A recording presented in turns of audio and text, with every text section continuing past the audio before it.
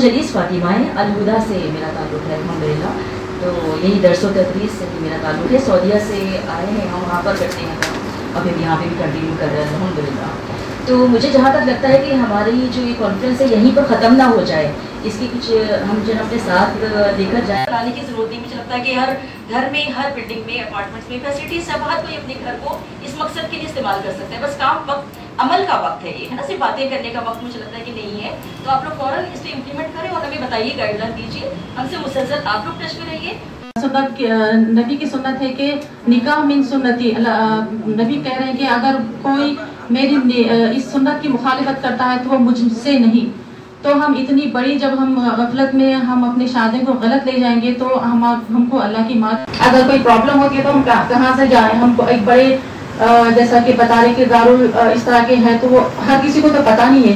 तो हमारा जब अल्लाह ताला ने मरकज बनाया है मस्जिद को, तो हम क्यों ना इसे यहाँ से स्टार्ट करें। हम बात कर रहे हैं, देखिए शरीयत है क्या, और बच्चों या यूथ उनको कैसे इस बात पे सिंपल कोर्ट के अगेंस्ट या उसको अपोज करने के लिए all India Muslim personal law board की तरफ से कई किस्म के स्टेप्स लिए जा रहे हैं। उसमें से अव्वल तो है कि रूट लेवल पे पर्सनल लॉ के ताल्लुक से शऊर पैदा किया जाए, अवेयरनेस प्रोग्राम्स जिसको हम कह रहे हैं। और फिर जो इस्लामी क़वानीन के ताल्लुक से गलत फहमियाँ पैदा की गई हैं, मिसकॉन्सेप्शंस जो पैदा किए गए हैं, उनको हम जवाब दें और लोगों की जहन में जो क़वानीन के ख़िलाफ़ गलत बातें बिठाई गई हैं वो हटाएं।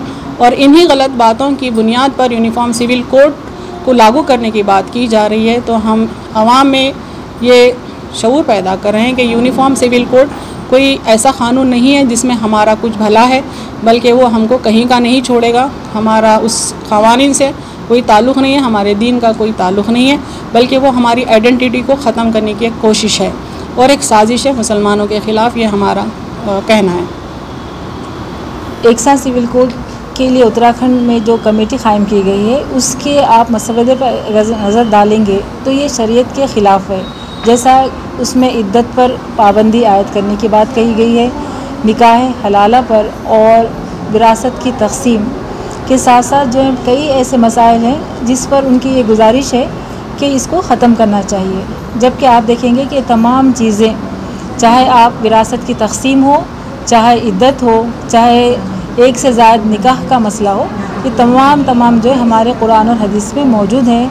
तो हम हरगिज़ ये नहीं चाहेंगे कि किसी भी शक्ल में हमारे लिए कुरान और हदीस में मुदाखलत की जाए।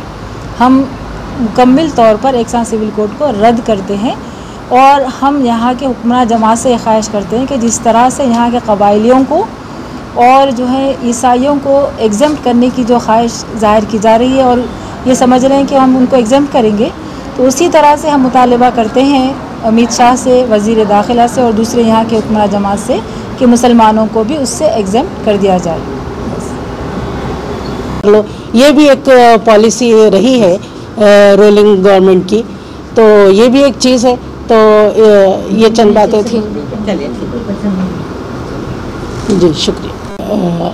फरीसा कादरी और मैं MPJ से हूँ और ये मुस्लिम पर्सनल लॉ बोर्ड के तेलंगाना की असिस्टेंट कन्वीनर हूँ एज ए। और ये गवर्नमेंट की तरफ से ये जो इश्यू आया है, इसमें एक सवाल ये है कि कई कम्युनिटीज़ हैं जो इसको एक्सेप्ट नहीं कर रहे। ये सिर्फ एक मुस्लिम्स का मसला नहीं है, ये कई कम्युनिटीज़, किसी के लिए भी ये डिज़ायरेबल नहीं है, फिजिबल नहीं है। और क्या समझ के गवर्नमेंट इसको लेके आगे चल रही, क्योंकि इसको रद्द किए ट्राइब्स ने, सिख और कई लोगों ने इसका तो वो ये कहते हैं कि वन नेशन वन लॉ की बात करते हैं, तो फिर एक्सेप्शन देते हैं कि इनको हटा देंगे, इनको हटा देंगे, तो फिर ये वन लॉ कैसे बना, वन नेशन वन लॉ कैसे बना? तो आपकी बात खुद आपसे कॉन्फ्लिक्ट हो रही, तो कैसा इसको लागू करेंगे? फिर उसके बाद देखिए ये लोग बात करते हैं यूनिफॉर्म सिविल कोड की। यकीनन यूनिफॉर्म सिविल कोड चल रहा है इंडिया में, सिर्फ 3-4 चीज़ें जो पर्सनल है, इतने बड़े लॉ में 3-4 चीज़ों का एक्सेप्शन, जैसे कि मैरिज है, डिवोर्स है, अडॉप्शन है, इनहेरिटेंस है, ये सिर्फ 4 चीज़ों के लिए बिल्कुल इतने पर्सनल है ये हर एक के लिए। तो इतनी पर्सनल लाइफ में इन्वॉल्व होना कि इंसान को अपना हक़ से अपने इंसान अपना हक़ को इस्तेमाल ना कर सके, तो ये जो गवर्नमेंट की पॉलिसी है ये कोई कामयाब होने वाली नहीं है। मैं तो ये समझती हूँ कि ये 250 पर्सनल लॉज है इंडिया में, तो ये कैसा 1 लॉ को इसमें चेंज करेंगे?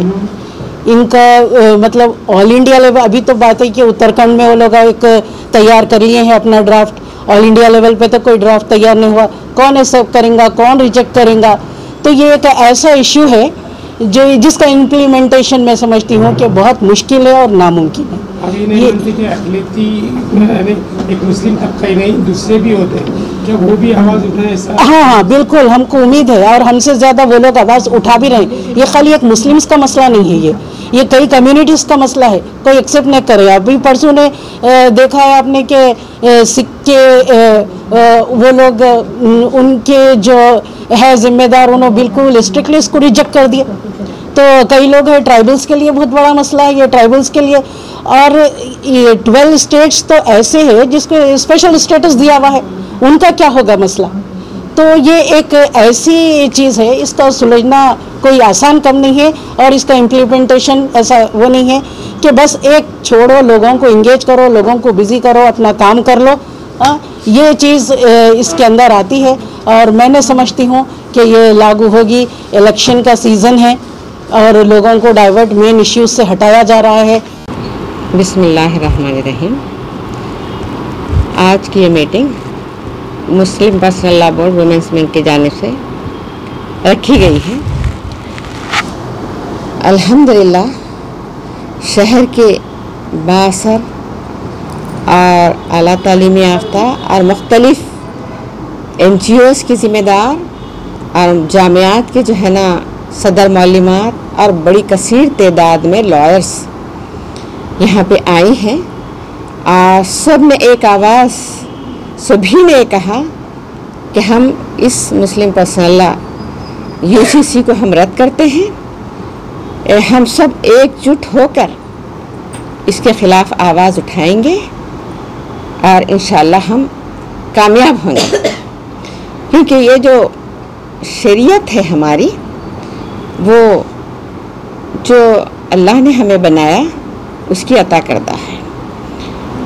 तो अल्लाह ताला जो शरीयत हमारे लिए भेजा है उसी में हम अपना तहफ़्फ़ुज़, अपना सुकून, अपनी खुशी, अपनी इत्मीनान और अपना तहफ़्फ़ुज़ हम ख़वातीन महसूस करती हैं।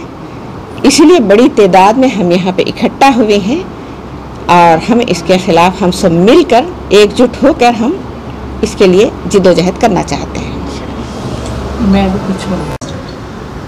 मैं अस्मा ज़रज़री हूँ। ये जो UCC का चल रहा है, हम इसके अपोज़ करते हैं, इसके ख़िलाफ़ है, हम इसको रद्द करते हैं, क्योंकि ये हमारी शरीयत के ख़िलाफ़ है, हमारे कुरान के ख़िलाफ़ है, मुसलमानों के ख़िलाफ़ है, तमाम कम्युनिटीज़ के ख़िलाफ़ है। और हिंदुस्तान की गवर्नमेंट एक होने की बात करती है, जबकि यहाँ पर प्लूरल सोसाइटी है, मुख्तलिफ़ किस्म के मज़ाहब के लोग रहते हैं, तो उसमें एक सा सिविल कोड की बात कर ही नहीं सकते, वो मुमकिन ही नहीं है। तो हम बहुत ही ज़ोरदार आवाज़ से इसको अपोज़ करते हैं और जब तक हमारे अंदर दम है इसके ख़िलाफ़ हम लड़ते रहेंगे, आवाज़ उठाते रहेंगे। इंशाअल्लाह अल्लाह हमारा हामी और नासिर हो। बिस्मिल्लाहिर्रहमानिर्रहीम। आज की जो मीटिंग यहाँ बुलाई गई है, कुल जमाती मीटिंग थी और कई तंजीमों की हमारी ज़िम्मेदार ख़वातीन यहाँ जमा हुई थी। इसकी वजह ये थी कि जैसे आप जानती हैं आज का जो इशू चल रहा है यूनिफॉर्म सिविल कोड के निफाज का, तो इस सिलसिले में हम इन बहनों से भी उनकी राय जानना चाहते थे और ये कि एक प्लेटफॉर्म पर जमा होकर हम सब मुत्तहिद होकर अल्लाह ताला के फरमान के मुताबिक तसीमु बिहब्लिल्लाहि जमिया, हम सब मिलकर अल्लाह की रस्सी को मजबूती के साथ थाम ले।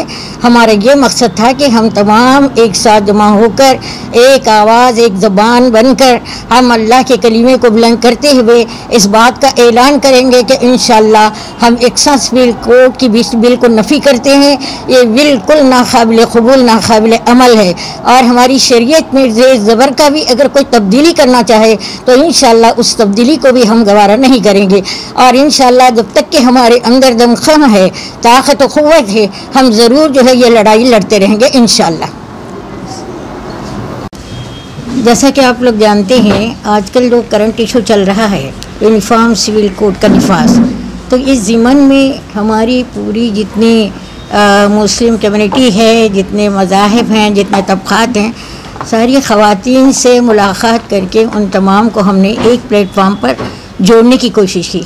अल्हम्दुलिल्लाह आज के इस इजलास में तकरीबन मुख्तलिफ़ तंजीमों की ख़वातीन, lawyers, doctors, professors, lecturers, activists, ये सब जो है जमा हुई थी और सब एक आवाज़ में ये कहने लगी कि हम सब का कहना यही है कि हम किसी कीमत पर भी इस लॉ को, जो अंधा क़ानून है, उसको हम नाफिज होने नहीं देंगे और शरीयत हमें जान से ज़्यादा अज़ीज़ व प्यारी है। हम मुसलमानों को इस तरीक़े से आमादा करेंगे कि आप और हम अपनी शरीयत में अपने आप को कस लें और हमारी ज़िंदगी का पल पल ऐसा न गुज़रे जिसमें कि हम शरीयत को नाफिज न किए हों। शरीयत के मुताबिक हम अपनी ज़िंदगी को गुजारेंगे। सबों ने इस बात से इत्तेफाक किया और सबकी एक ही आवाज़ थी कि हम सब इस राह में आपके साथ हैं। इंशाअल्लाह हम कोशिश करेंगे कि हम सब मुत्तहिद होकर इस क़ानून को किसी न किसी तरह से कंडम करने की इंशाअल्लाह कोशिश करेंगे।